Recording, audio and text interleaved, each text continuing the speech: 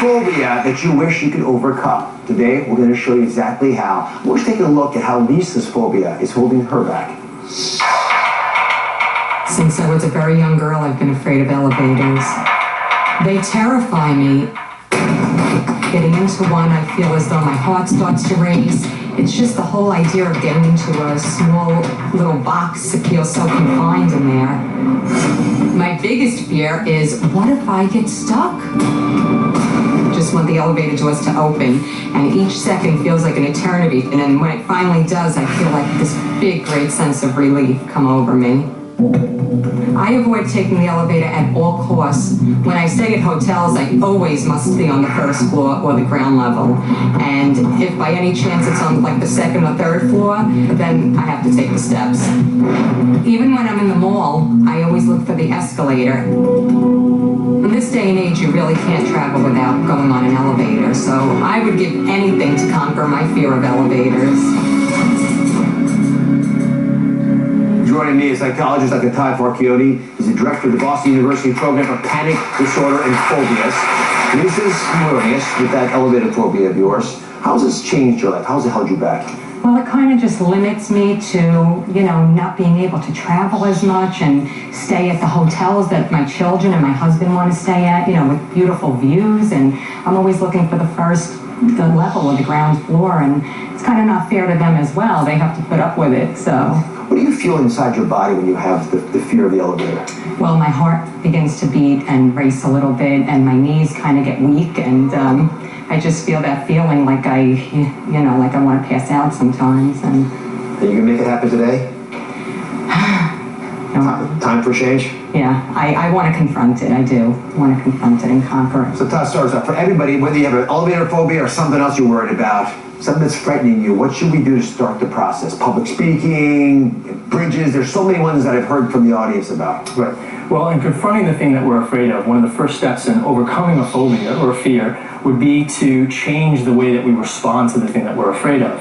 So a lot of times as we approach the thing that we're afraid of, we start to close up, we start to change our posture and almost approach it in a very sort of timid way. We have the frown on our face. It's frightening to us, and so it's producing a lot of behaviors. So instead what we want to do is something different, something opposite to that. And one of the things that I think can be useful to people as they enter something that they're afraid of is to strike a pose that's different than what they feel inside, right? So this is what you feel like. I just take the superpower pose. That's it. Yeah, the Superman pose, right? You look like Superwoman now.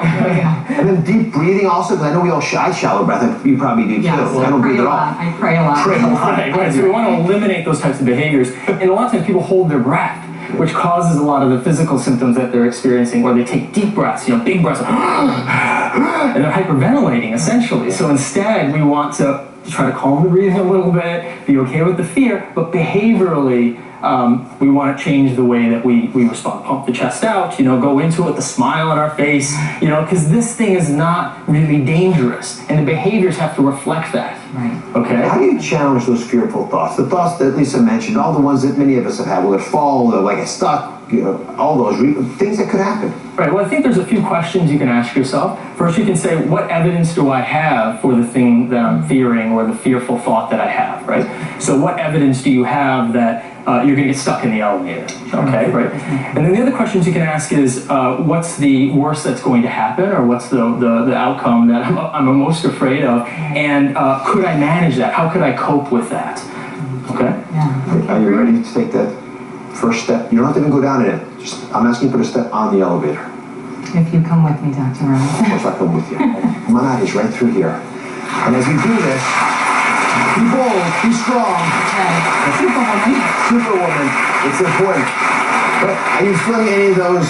I'm starting to get slight, just the thought of it's making me a little nervous, yeah. You think there's butterflies in your stomach? Yes, feel butterflies. I feel my knees are getting that weak feeling, that sensation. And my heart goes a little. Flutter. And this question that Dr. Farchione asked about, is it really a bad thing if the elevator were to get stuck for a few minutes? Have you thought about that?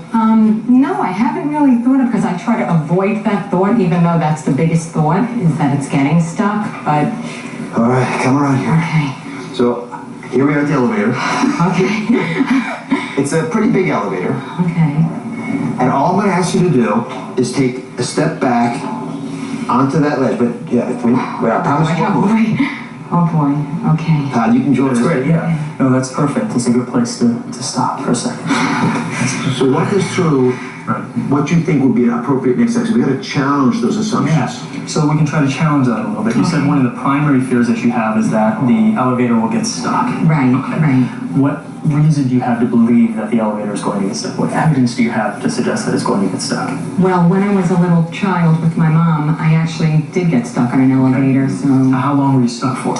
I would say about a good half hour. Good. And this is one of the ways that fears can get established for people. They have a bad experience, and then they become frightened later on, or just on an ongoing basis, they become afraid.